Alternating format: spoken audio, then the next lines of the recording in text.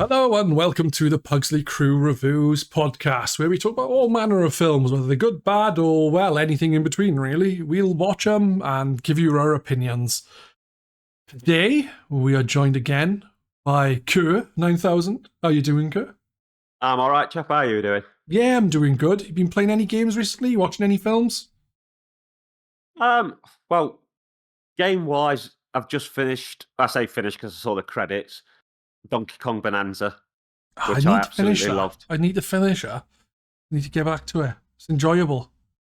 Oh yeah, it's a good game. I mean, I didn't play it at first because I got it at the same time as I got Shadow Labyrinth, the weird Pac-Man Metroidvania. I need to get back to that too. Well, I got dead far into that, and then it's a bloody hard game. So I sort of segued across to something that wasn't going to make me want to sort of smash my new system up. Yeah, that's fair. That's fair. And they've actually released patches now to make it easier because apparently everyone's been struggling and complaining. Yeah, right. I'll have to get to it. Not that I was struggling with it because I was fairly early on in, but I just need to get back to it because it seems pretty cool. I seems think a nice it'd be a lot twist on Pac-Man, you know? It'd be a lot better for you now because one fault is if you sat your system down on sleep, it kept recording that you were playing game time. So your clock isn't the truth. Mine says about 60 hours because I think I fell asleep one night with it on standby and it obviously recorded all that time as playtime. Then, there's other stuff like where items were more expensive and they've reduced the price now. There was some glitches that had gone. There were some bits that were very tight for time where they've added 20 seconds to make it manageable. So apparently it cuts down on a lot of frustration. That's good. That is good because obviously you want it to be, you know, an enjoyable experience, not a bullshit one. Yeah. Anywho, today we're going to be talking about a film with James McAvoy in it called Speak No Evil. I knew very little of this film. I remember when I went to the cinema a few years ago, I actually think I saw trailers for it. And that was about it. But I didn't really pay attention to it. The only thing I thought is when they showed the kid saying he's got something wrong with his tongue, I was like, yeah, no, they've cut his tongue out. There's no way he's got a deformed tongue. They've done that. And it turns out they did. Spoilers. From the beginning. As we were last week, we mentioned that this week we're going to be talking about a film that has the actor who played Charles Xavier in it. This was the film because last week we did a film which had the guy who played Magneto in it. The younger ones, not the older ones, obviously. Yeah. I think anything with James McAvoy's worth a watch because he just is a hell of an actor. Yeah, I found him really good in that. Yeah. For the most part, he plays like pretty straight, like normal, and then he has like these little off moments, and then at the end he just goes full on psycho. It's great. Yeah. Well done. He's very good at making you like on edge at like, is he joking or is he being sinister or and that really works for this. Yeah, especially with the type of film there is, and obviously how he turns out at the end. This is a remake of a Danish film which only came out in 2022. Yeah, when I was looking online for just information for this film specifically, just so I can put the information on the overlay, I noticed there was a Speak No Evil from 2022, and I was like, right, so this is a remake, is it? But I know nothing of... Yeah, that was like an award-winning show, a film that was shown at the Sundance Festival and stuff.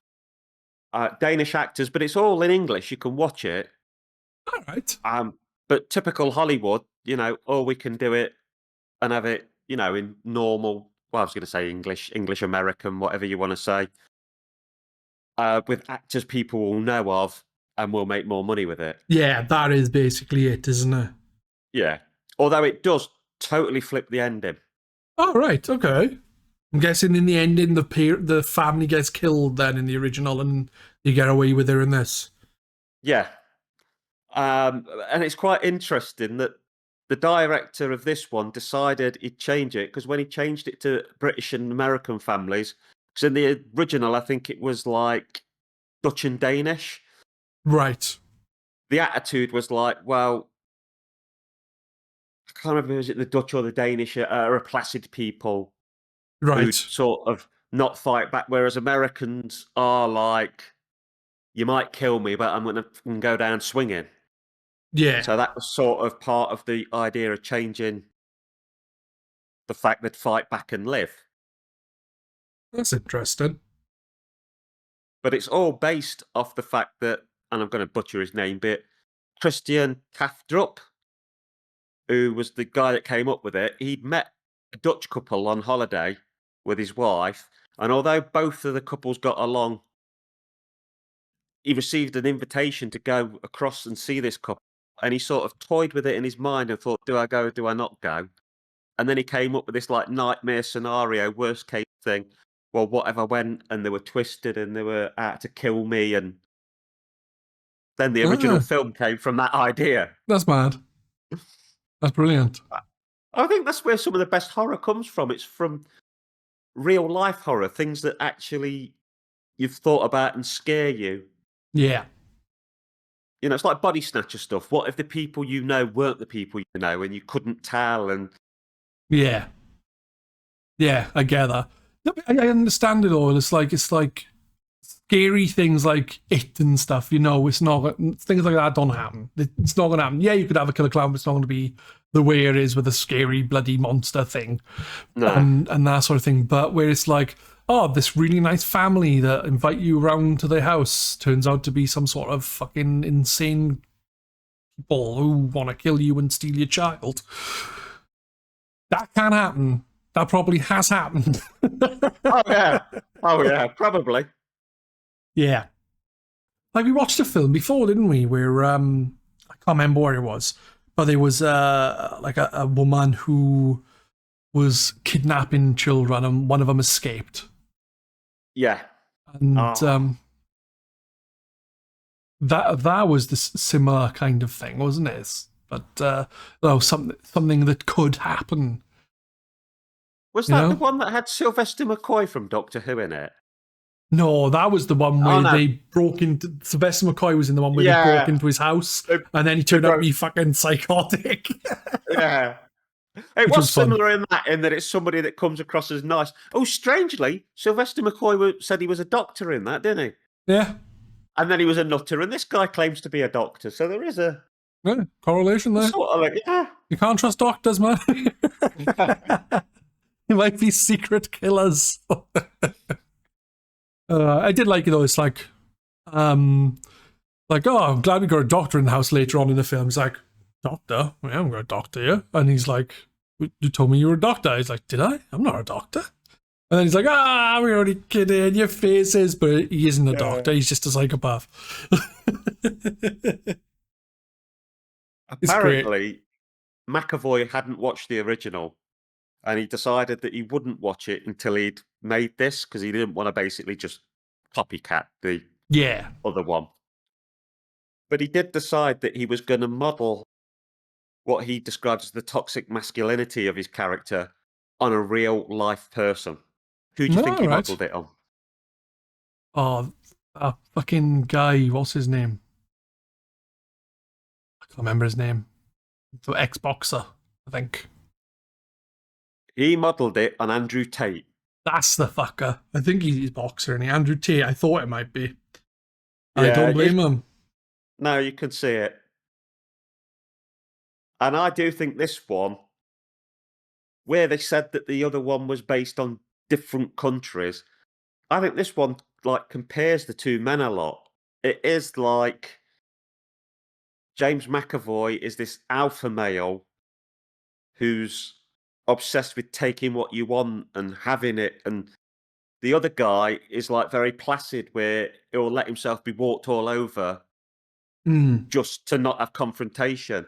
Because there's a point at the end where McAvoy's character, they go like, oh, why are you doing this to us? And he goes, because you let me.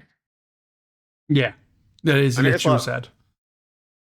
They kind of do, don't they? They keep overstepping the bounds and then going, and they're like, "Oh, we'll leave it," and he's like, "Oh, we're sorry," and then because they don't want the confrontation, well, more him than her actually. Yeah, the wife doesn't give a fuck. No, they back up and they stay and they stay and they back up. They like give up ground and it is like there's a story here in that when pushed to the wall, there's a fucking point where you've got to stand up for your own morals and your own ideals and your right to be who you are, and that you can't just always like defer and Yeah. I'm looking at my notes now because I forgot to look at them, right? And one of the first things I wrote here is about back a few years ago, like one of the things they talk about in the film, early in the film, when they're like on about the Danish people. I think it's like, oh, they're boring talking about food all the time. I think it was Danish. oh yeah. And he's like, oh, we're talking about whether you scrunch or you fold, and we're wondering if you fold, if your finger might go through and get a little bit of poop on it or something. But I was thinking that like on the internet a few years back, at least on GRK, people were talking about scrunching and folding. I'm pretty sure there was polls online from like Andrex about that sort of thing. I think it was Andrex. About, do you scrunch or fold? Well, definitely scrunch. Both. You got to do both. It's a multifaceted approach, is it? Fold, scrunch, fold, scrunch. It was daft though. One of the things when they left, they could have just left and gone, and they would have been perfectly fine. But because of the stupid fucking bunny rabbit, they went back. It's like fuck that, because they could clearly see there was something fucking up. Like after a while, Yeah. and they went and they're like, "No, we done," and then they went, "Oh, we need to get her bunny." No, I mean, you should have got the police involved. yeah, Because they'd already seen enough where, I'd have contacted the police and social services for the lad's sake. yeah, exactly. And by the way, while you're checking that out, can you get my daughter's bunny, please? Exactly. I thought And it was, failing that, yeah, buy her another one and roll it through the dirt a bit and, yeah. age it. The fucking kids and their silly teddies. There was one scene though. It's like they're having a conversation, the wife and the husband, and then you just see like someone watching through the window in the door. Oh, yeah. And I was like, oh, that's kind of creepy, because obviously they're listening on the conversations to find out what's going on and shit. I think it was when they were arguing about her having like some guy's dick on her phone or something. Yeah. That's what it was. There's a lot of, moral conversations this brings up. Yeah. Like the whole aspect of she's cheated online or via phone or whatever. Yeah. But she blames him for being angry and distant first. And it's like chicken and the egg. Is it his fault, her fault, both faults? Yeah. I understand that, yeah. I was going to say there's a case to be made each way, isn't there? It's like this film's version of the Ross and Rachel split. Yeah. I did think at the end when he said you're not being truthful and she started saying all the stuff about we're fucked and we're going to split up and blah, blah, blah, blah, blah. I'm like, I wonder whether she really had come up to that conclusion and whether she would do that when they got back, or was that some bullshit she was pulling to sound genuine to, back away with, Yeah. Funny though, because one of the things they say is like, he's like, oh, don't hurt my family. He's like, you don't even love your family. If you did love your family, you would have left this bastard drown with his parents. Because they threw the kid in the little pond, didn't they? And instead of just driving off, he jumped out of the car to go fucking rescue him, which obviously in turn meant all of them were captured. I mean, that's about the only truly heroic thing he really does. Yeah.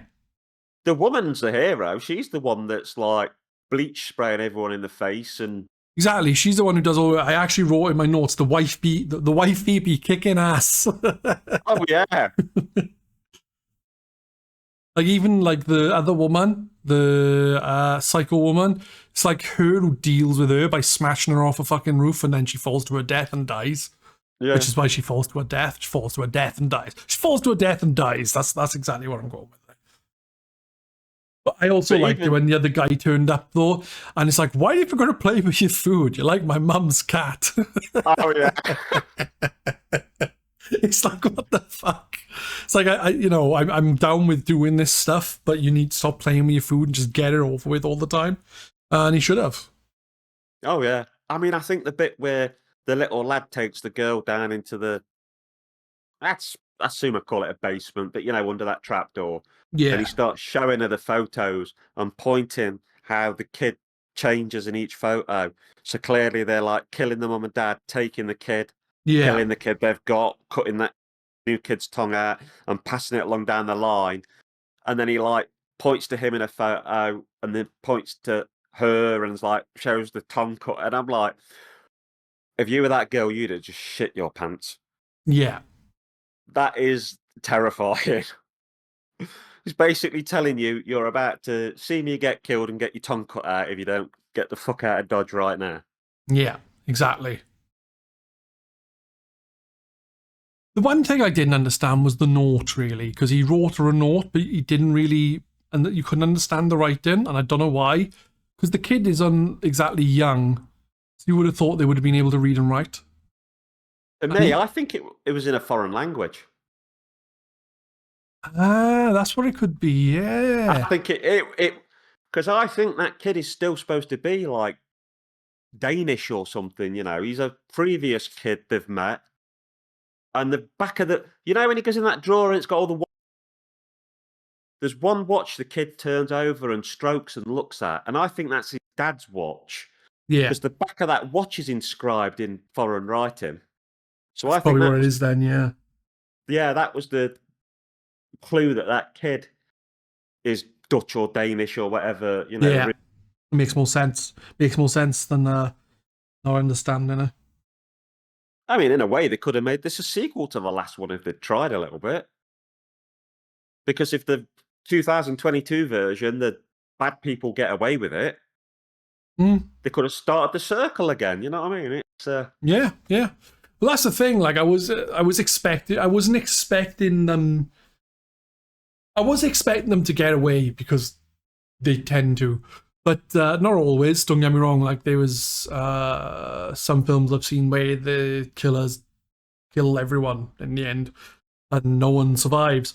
But I wasn't expecting the kid to literally lose his nut and smash James McAvoy's face in repeatedly with a fucking boulder. I thought James McAvoy was going to live and he'd be like bleeding and whatever at the end and then start laughing or something. And then, you'd have a potential sequel at some point. But that kid, he went to town on him. Yeah, he did. Really went to him. And it's like, that's my boy! Well, at least he got a bunny at the end of it. Yeah. Because he was given a bunny by the girl who was crying for a bunny constantly. And the dad got what he wanted because the kid gave away a bunny. Yeah. Yeah. Win-win. Exactly.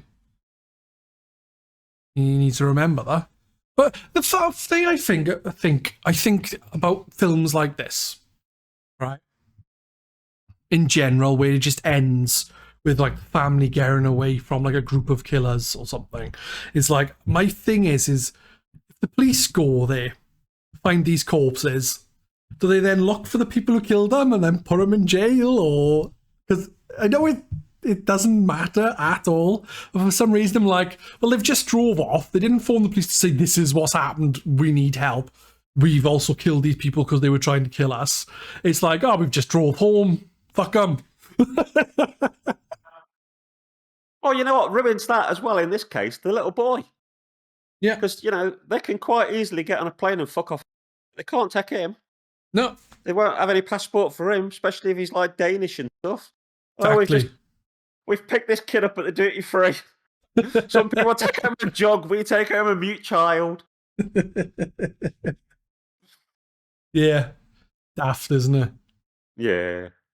But I don't know why that popped into my head. It's like loads of films end with them just going away, but like what would actually happen like if the police all of a sudden turned up to find all these dead people, then they'd investigate it, then they'd go to the other people who killed them and just fucking left, and then they'd probably end up in jail. And I don't know why that matters to me, but it does. You could have ended it with them driving up to a police station or something. Yeah. Because to me, realistically, if I'd lived through that, that's what I'd do. Yeah. Because you won't want to spend the whole of your life on the run. You've got the photos. There's Exactly. clearly evidence down in that bunker thing. I'd be like, let's get this fucking sorted out and write it off. You know, maybe we'll have to spend a few nights in a cell and a lot of get this underlined and done, and ask for therapy. Because you're going to need some therapy. Oh, yeah. Lots of therapy, I reckon. Lots. But, yeah, I enjoyed this film. I think it was definitely the better of the two films we've watched recently, Assassin's Creed and this. This is by far a better film. Obviously, I don't know how it would have been if I'd seen the original film first, just because of the different endings. Yeah. But, don't know if I would have preferred the ending where the family gets moided or where the family doesn't get moided. Who knows? In a way, it's hard, isn't it? Because part of me almost wanted McAvoy to live because it's just the life he breathes into the characters he does. You want to see more of it. But then I also like seeing the little lad get his comeuppance and smash his tormentor's face off. So it's, you know. Yeah, exactly. Like, obviously, I haven't seen the original, so I'm wondering, like, do the parents get killed and the daughter or child then get taken, or does the child get killed as well as the parent? You know, I don't know anything about that, so maybe I'll have a look at it, see about watching it. Maybe give it a bit though before watching it. See what it's like. Yeah, I mean, if it's half as good as this one, it's watchable. Yeah. So. One thing I didn't realise, right, is this film was on for longer than I thought. It was on for like an hour and 50 minutes. Obviously, like 10 minutes, that's probably credits. But I didn't realise it was as long as it was. I thought it was like an hour and 20 minutes or something. But I enjoyed it because the film is a slow burn. Like, nothing really happens until quite late in the film. Like throughout there's like instance of these people are dodgy every so often. There's nothing like really bad apart from him like smacking the kid about, but for the majority of it, it's like not a lot going on. Not a lot of negative stuff going on then, because a lot of the time they seem all right with each other, and then you just have these little instances of something's not right here. And then it's like the last like half hour of the film where it's like shit hits the fan, and I like that. It's like with the original Alien, it's like something happens at the beginning, and then it's a slow burn until the alien comes along, and then it's a slow burn again until the alien becomes an adult alien, and there's slow burning, and I think it works better, especially with a horror film. It's a building of tension and a building of character at the same time. Yeah. You keep getting the stakes get higher because you care more about the people, but you're more concerned about the threat because that keeps getting like measured up. And it just works well in sort of together, bumping up piece by piece. Yeah. Unlike your mother's dead straight away. You haven't even met them yet. Kind of doesn't hold the same weight. No, not really. Yeah. Yeah, so is there anything else you'd like to add about this film, dude? No, again, I've got a favourite quote from it. What's that? And it's the baddie, Paddy the baddie. Technology advanced incredibly, but emotionally speaking, we're all still cave dwellers.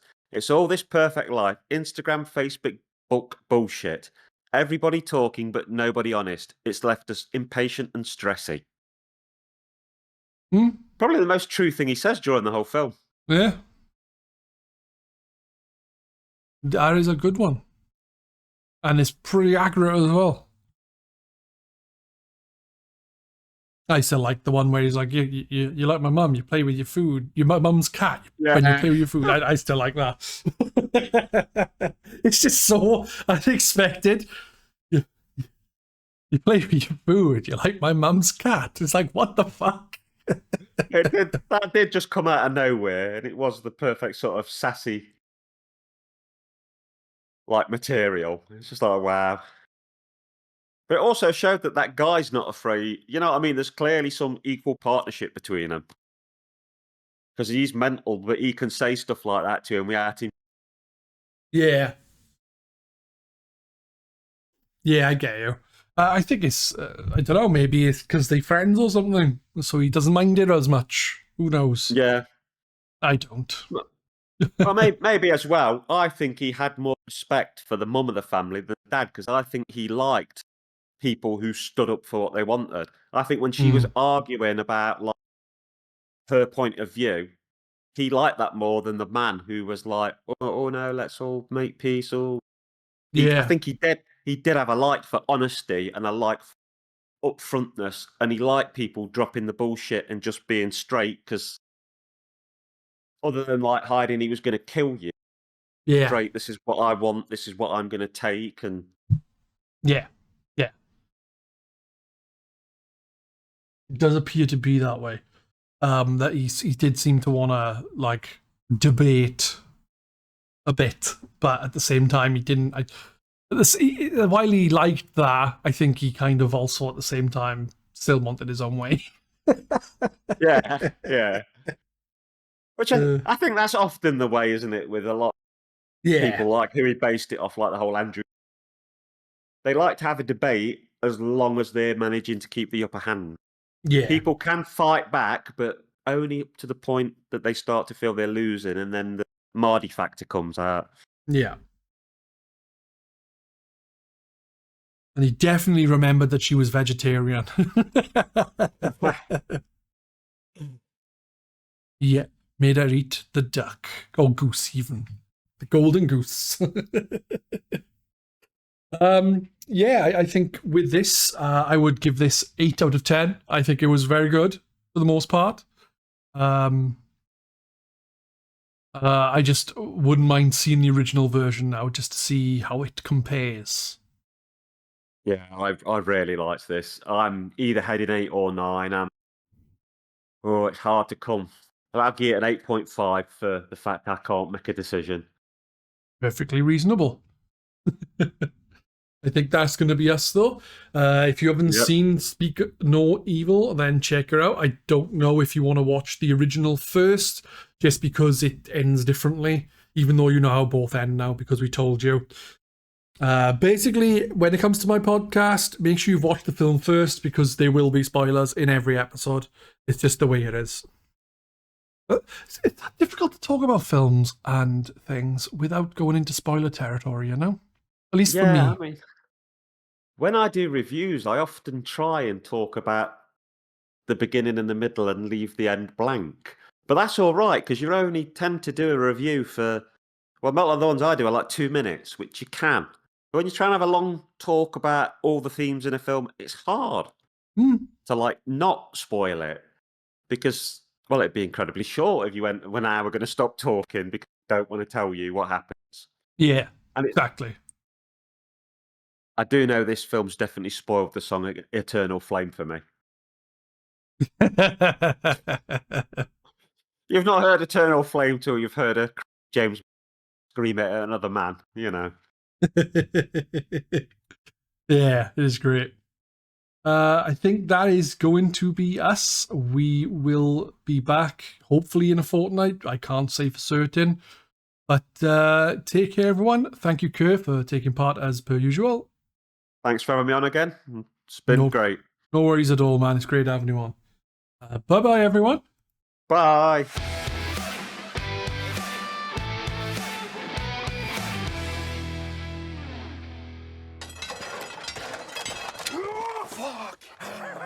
Mate, your fucking car's on fire. Let's finish it, eh? We've got him on the hook, Mike. I told you should just top him first thing.